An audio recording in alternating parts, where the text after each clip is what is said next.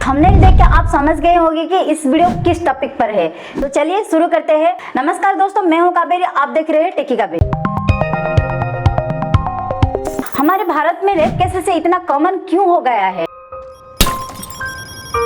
National crime records bureau के हिसाब से 2021 में 31,677 रेप केसेस रजिस्टर हुआ है। हर दिन भारत में 90 रेप केसेस रिपोर्ट होता है।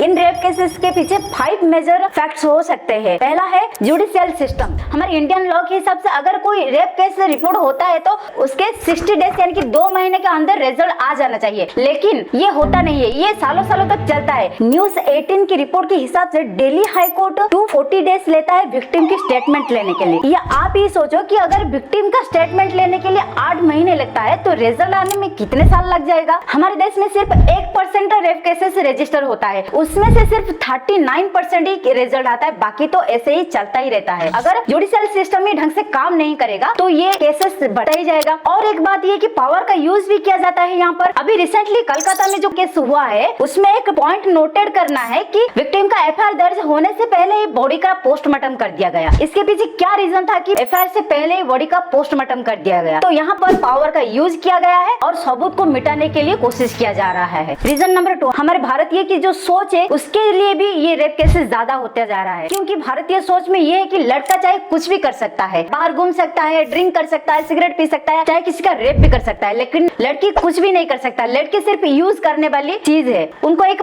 वस्तु समझ कर रखे हैं लड़कियों को। भारत में सिर्फ लड़कों को सारी पावर दिया जाता है। रीजन नंबर 3, भारत में सेक्स एजुकेशन सही से ना होने पर भी रेप केसेस को बढ़ावा देता है। आप सोच रहे होंगे ये कैसे पॉसिबल है कि अगर सेक्स एजुकेशन नहीं होगा तो रेप केसेस बढ़ता जाएगा। अगर आपको कुछ पता नहीं होगा तो आप क्या करोगे? ऑब्वियसली इंटरनेट पे सर्च करोगे। तो इंटरनेट पे सर्च करते हुए सेक्स एजुकेशन के नाम पर लोग इनडायरेक्टली पोर्न साइट में पहुंच जाते हैं, जहां पर सेक्स को एक एग्रेसिव, सेक्सिस्ट और गलत तरीके से दिखाया जाता है। मेडिकल रिपोर्ट के हिसाब से अगर कोई इंसान इतना एग्रेसिव चीजें देखता है तो वो असल जिंदगी में वही करने लगता है। उसी वजह से वो रेप केसेस बढ़ता चला जा रहा है। तो इंडिया में सेक्स एजुकेशन होना भी बेहद जरूरी है। Reason number 4, self defence. लड़कियों को सेल्फ डिफेंस ना सिखाने का वजह ये है कि रेप केसेस को बढ़ावा देना। अगर कोई लड़की सेल्फ डिफेंस ट्रेनिंग लेता है तो वो खुद को ऐसे सिचुएशन से बचा सकता है। खुद को बचाने के साथ साथ अगर किसी और लड़की के साथ भी ऐसा सेक्सुअल वायलेंस होता है तो उसको भी वो बचा सकती है। रीजन नंबर 5, यत्र नार्यस्तु पूज्यन्ते रमन्ते तत्र देवताः, यानी कि हमारे भारतीय कल्चर। आप तो ये बड़े बड़े बातें सुने होंगे कि